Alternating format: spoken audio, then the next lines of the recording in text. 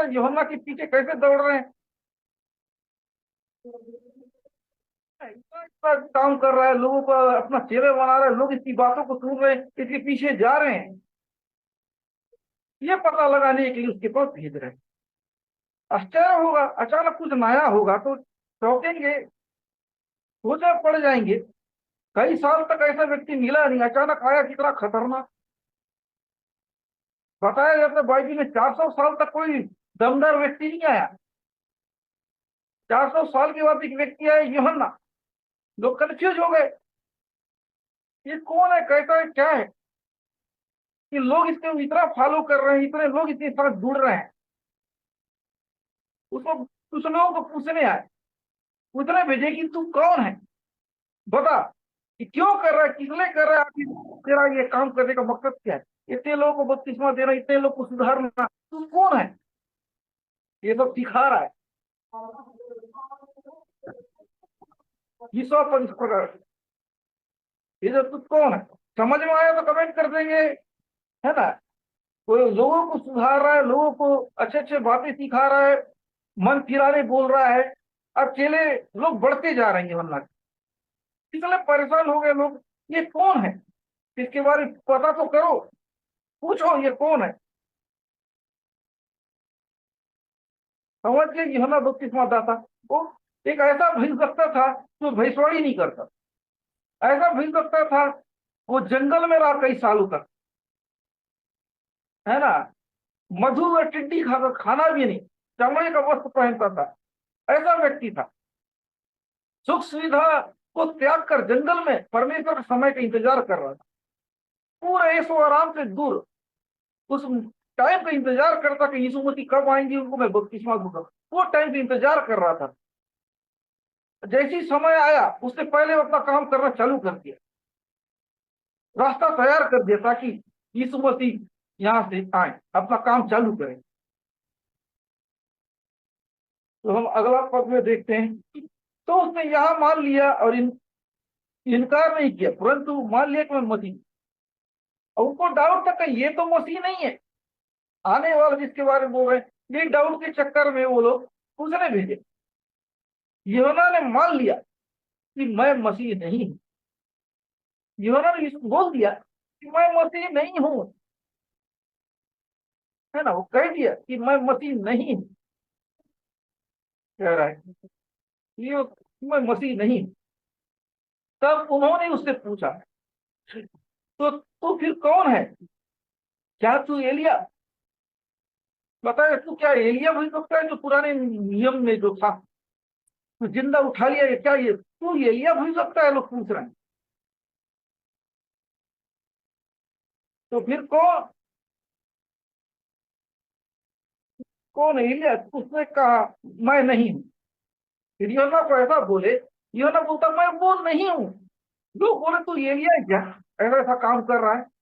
यूहन्ना ने बोला मैं वो नहीं हूं। फिर कहते हैं, तो क्या तू वो भविष्यवक्ता है, उसने उत्तर दिया नहीं। दोनों बोले क्या तू वो भविष्यवक्ता है, क्या तू एलिया है। यूहन्ना ने बोला नहीं, जो है नहीं वो क्यों बोलेगा, हाँ क्यों झूठ बोलेगा, उसको मालूम है अपना मकसद, अपना काम। अलग अलग नाम दे रहे जो है नहीं वो क्यों बोलेगा, क्या एलिया है, क्या वो क्या वो भीग सकता है तू, नहीं, क्यों हूँ वो हूँ। दुनिया भर का ये पूछ रहे हैं, ये उन लोग परेशान हो, अब पूछ रहे हैं कि तू कौन है, क्या भीग सकता है, कोई ये है कोई वो है। लोग इतना उसको पसंद कर रहे थे, लोग उसके साथ इतना इतना दिन प्रति जुड़ रहे थे, लोग परेशान हो गए। ये ना जो उसको अपना बता रहा है कि तो ये पूछे वो नहीं वो नहीं। तब उन्होंने उससे पूछा, फिर तू कौन है, ताकि आपसे भेजने वाले को उत्तर दे तू अपने विषय में क्या कहता है। अब ये लोग पॉइंट में आए कि तू कौन, तू बता दे, ताकि हम अपने भेजने वाले को बताएं, जो जासूसी करने भेजा है उसको बताएं कि तू कौन है, अपने बारे में सही ढंग से बता। परेशान हो गए, ऐसा कैसा, और इसके बारे में जांच पड़ताल करो। उससे पूछ रहे हैं तू कौन है,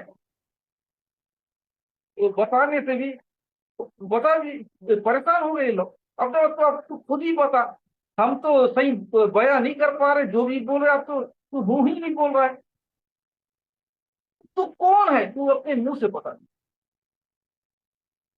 लोगों को लगा ये होगा, वो होगा, वो होगा। नहीं नहीं नहीं, फिर वो बोल रहे कि तू ही बता दे तू कौन है। यही होता है ना, ये है नहीं, वो है नहीं। अब बता, अब हम बोले हो तो मेरी ही नहीं है, तू ही बता दे तू कौन है। परेशान हो गए। अब पूछे तू कौन है, तू कौन है। भाई दत्ता बता रहे, क्या वो भाई दत्ता, ये भाई दत्ता है, नहीं नहीं नहीं। ये लोग हिल गए। यूहन्ना का काम को देख, इतना चेला बना, इतने लोग को सुधार रहा था, इतना अच्छा काम कर रहा था, तो जो नया काम कर रहे थे लोग हिल गए। ये है कौन। अगर हिले नहीं होते तो लोगों को थोड़ी भेज से पूछने के लिए कौन है, पता लगाने के लिए। समझ में आ गया, कमेंट कीजिए जिनको समझ में आ गया। कमेंट कीजिए फटाफट। प्लीज, समझ गए तो।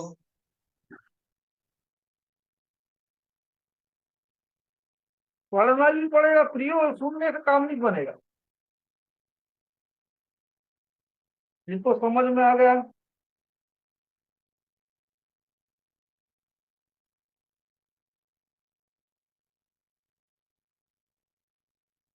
ये जाइए, ताकि अगले पॉइंट अलग टाइप का है। यूहन्ना के बारे में समझ में आ गया। यूहन्ना भविष्यवक्ता के बारे में मैंने अभी यूहन्ना भविष्यवक्ता के बारे में बताया, है ना, कि वो कौन था, क्या था। रिश्ते में रिश्तेदार था, दूसरे शब्द में बोला जाए यीशु मसीह का।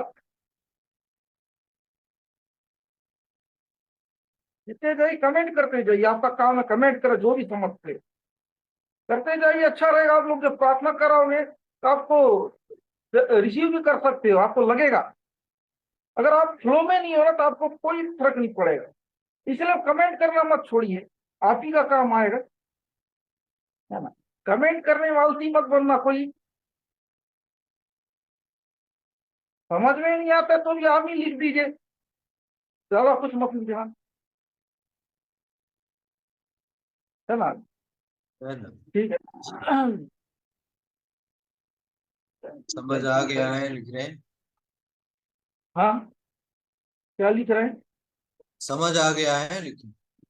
ओके ओके ओके, तो ठीक है, हम आगे बढ़ते हैं। Okay okay. अब यस उसका बारी आता है यूहन्ना का। उसने कहा, जैसा यशायाह भविष्यवक्ता ने कहा, मैं जंगल में एक पुकारने वाला शब्द हूँ कि तुम प्रभु का मार्ग सीधा करो। ये बहुत पहले इसका भविष्यवाणी हो गया था, प्रभु के लिए मार्ग सीधा करो। अब जिस जगह प्रभु गुजरेगा उस जगह से रास्ता तो बनाना पड़ेगा ना।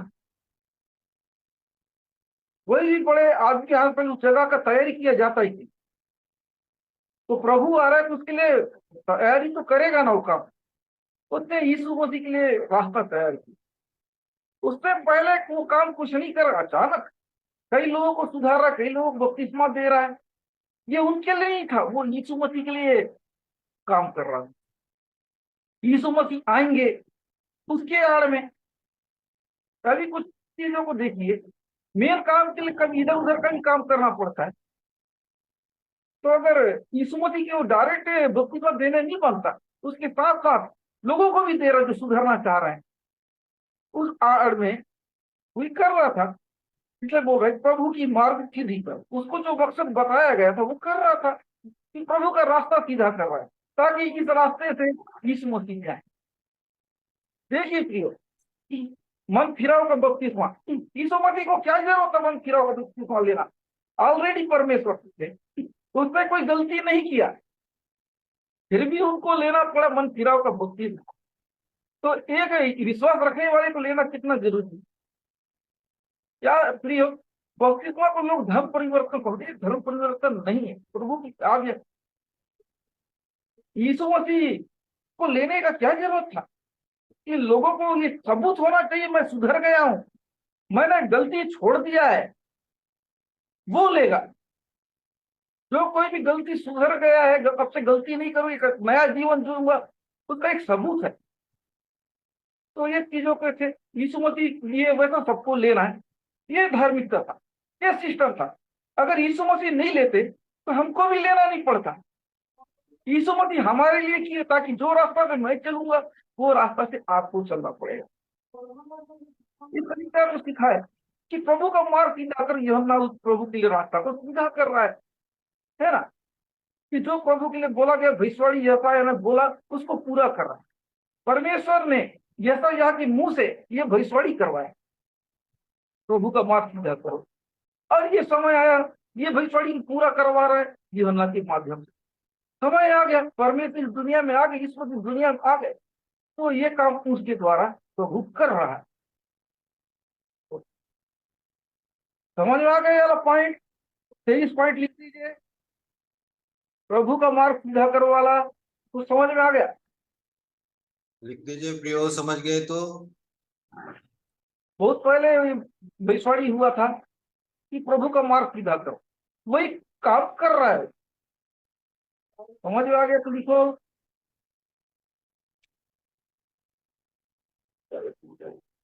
वो कर रहे थे। जिनको समझ में आ गया हाँ लिख दीजिए, नहीं समझ आया तो आमीन भी चल जाएगा। याद रखना, जिनको समझ में नहीं आया आमीन से समझ जाएंगे हम लोग, दूसरा सब मत लिखना। है कि नहीं? सही है ना। आमीन लिख दो, ये समझ में आ जाएगा कि आपको समझ में नहीं आया। जिसको समझ में आ गया वाले लोग यस हाँ लिख सकते हो। ऐसी तो आप गलती कर रहे हो। सही है ना। ओके, देखो सही काम तो हमको संकेत है ना, गलत शब्द इस्तेमाल इस जगह पे नहीं करना है। समझ में आ गया है, ठीक है। आ गया ना, वो उस चीजों के बता रहा है। फिर 24 कह रहा है कि ये फरीसी की ओर से भेजे गए थे। अभी तो पूछा पाछी करने वाले कौन थे?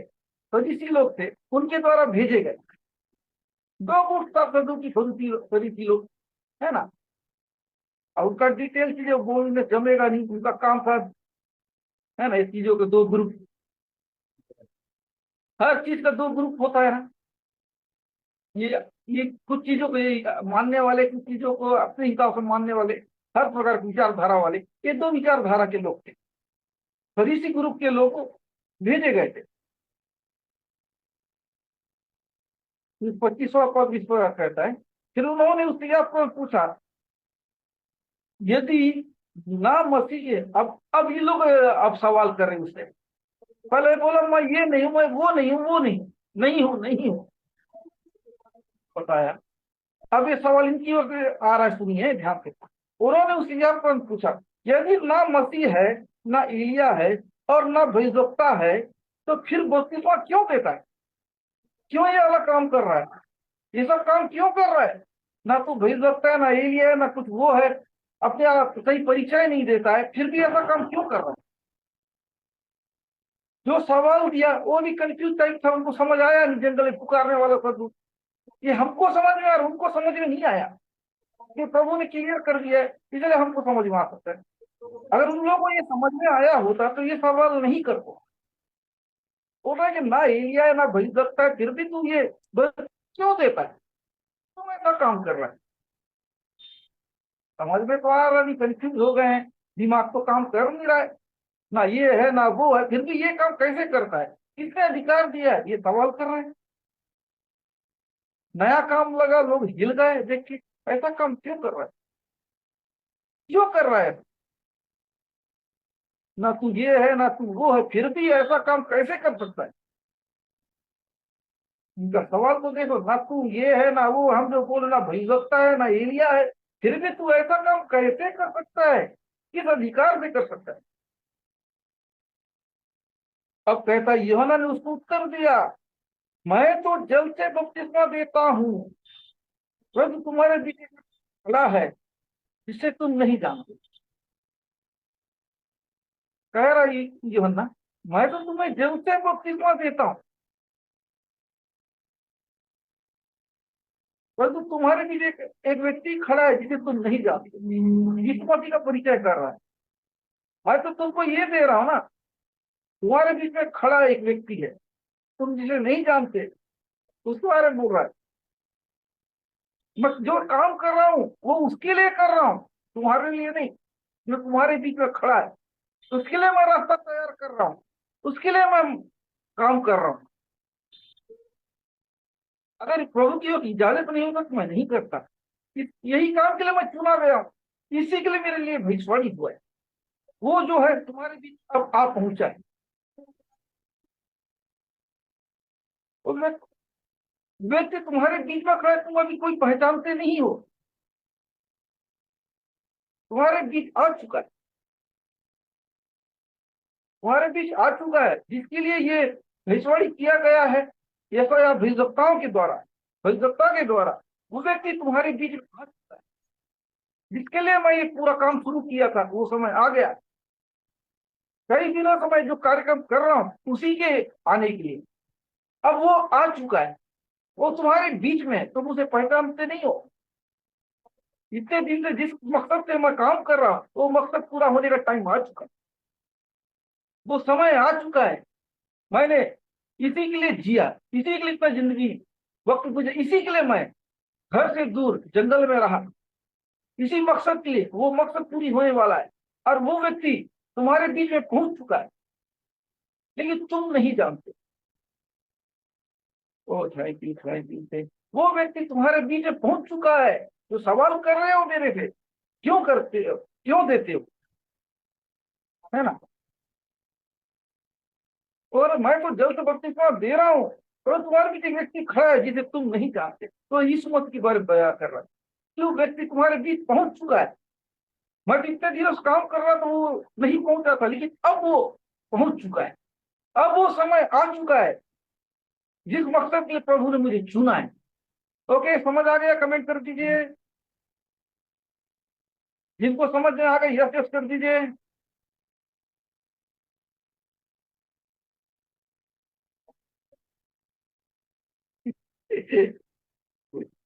विद्या कुमारी सिस्टर जी, 32 नहीं, अगर ऐसी अगर आसान शब्दों में लिख रहे हैं तो अलग बात है ना। 32 नहीं होता है, बैप्टिज्म ये अलग चीज है। बपतिस्मा बैप्टिज्म बोला जाता है। हम्म।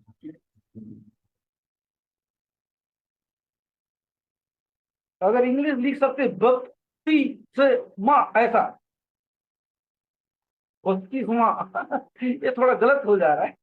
हाँ अगर सही। लिख सकते तो कोशिश कीजिए, आपने लिखा BAPM TISMA, ऐसा कर दोगे तो हो जाएगा। नहीं तो अलग मीनिंग निकल जा रहा है ना, 32 मिशन 32 हो जाएगा है ना। बपतिस्मा ऐसा है। मिशन 32 नहीं है। हाँ, ये 32 नंबर नहीं है सिस्टर। बप ब प तिस्मा, इंग्लिश तो में BAPTISMA। अगर गूगल सर्च करके वहां आप चेक कर सकते हो, या फिर स्पेलिंग याद रख लो, या फिर हिंदी में लिखो। ये होता है। वाह, वाह नहीं, एम लगेगा। डब्ल्यू को हटा दीजिए, उसे एम लगा दो। डब्ल्यू को हटा के एम फिट कर लेना, हो जाएगा। ओके, ठीक है, आप लोग समझ रहे हो। ओके, नहीं शुरू में सुधार करनी तो आप लोग ऐसे ही उच्चारण करते रहोगे, है ना। कुछ भी चीज को समय से पहले सुधार देना ठीक है, जब पता चलता है। जब वो इंसान गलत उच्चारण शुरू में करता है तो उसको सुधरवा दीजिए, जिंदगी में गलत उच्चारण करते रहेगा। है ना। उदाहरण के आपको पॉइंट बताना चाहता हूँ, कॉमेडी। हम्म। भला कुछ लोग रिक्शा को क्या बोलते हैं, रिस्का हाँ, है, है ना। रिस्का। अगर उसको सुधारेंगे जिंदगी में, रिस्का रिस्का बोलेगा, है ना। लेकिन इसीलिए सही समय सुधार देकर रिक्शा बोलेगा, नहीं तो रिस्का बोलते रहेगा। है ना। इसीलिए थोड़ा सा समय से आपको पता चलता, सुधार लीजिए। अगर लेट होने के बाद में फिर आदत बन जाता है, आदत बनने के बाद में नहीं सुधरता है कुछ भी। ओके, आप लोग समझ गए।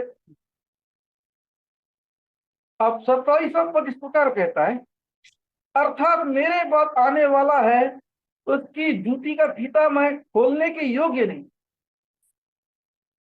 है ना।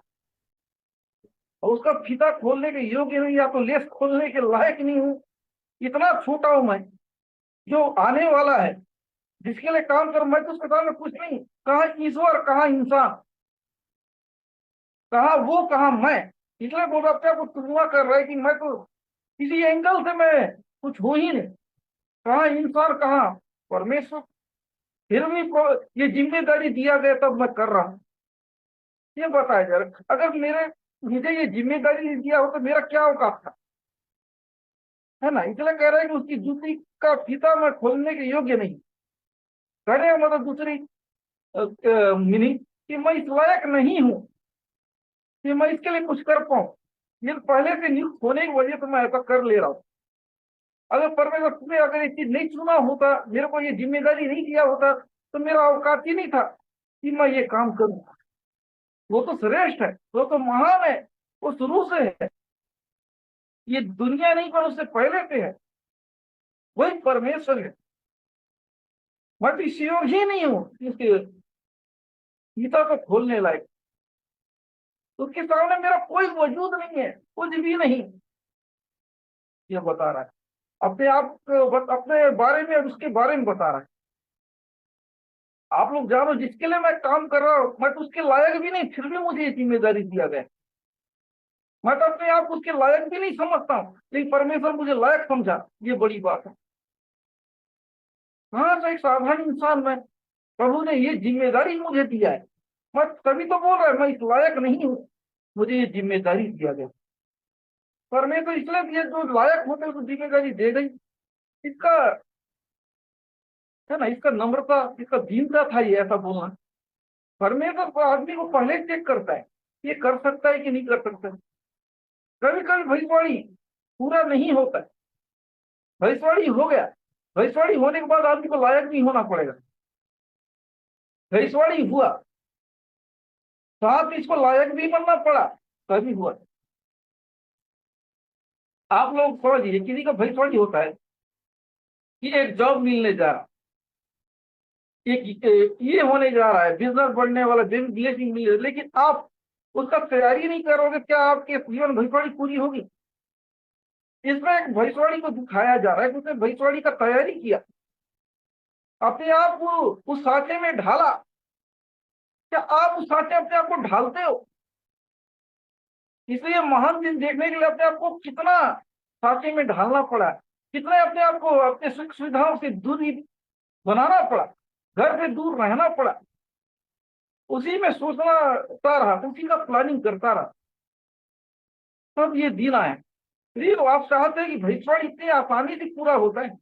उसके लिए कीमत लगता है। इसने जो कीमत चुकाया, याद रखिए, आपने क्या कीमत चुकाया आशीष पाने के लिए? आपने अपना क्या प्रिय चीज को त्यागा है?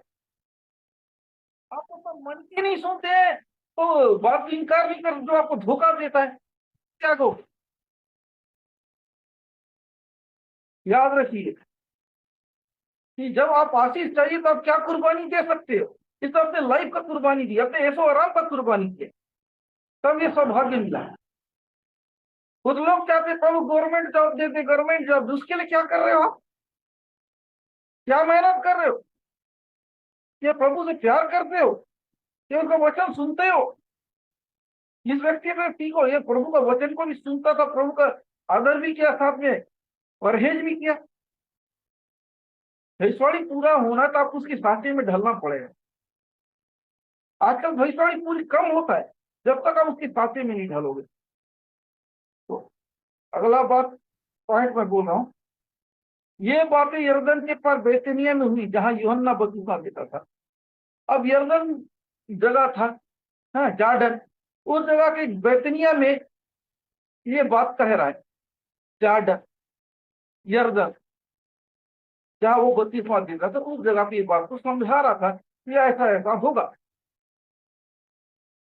यरदन में बताया कि ये सब होगा, ये सब चीजों को वो आएगा, मैं उसके लायक नहीं हूं।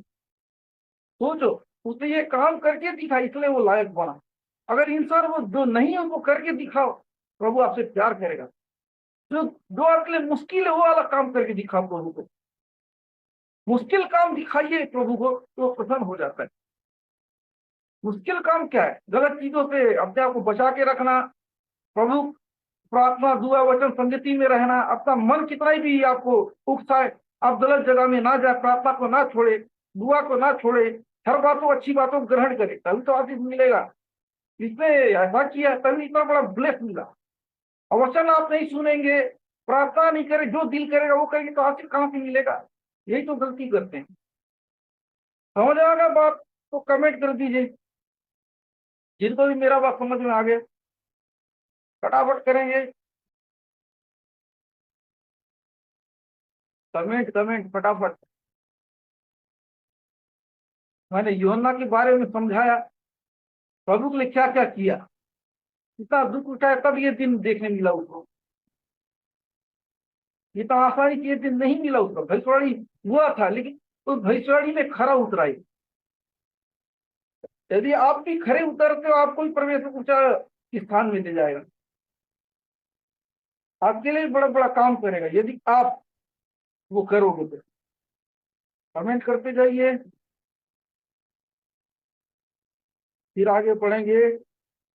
आप लोग कमेंट जी, करना कंजूसी मत कीजिए। आशीष चाहकर कमेंट करिए।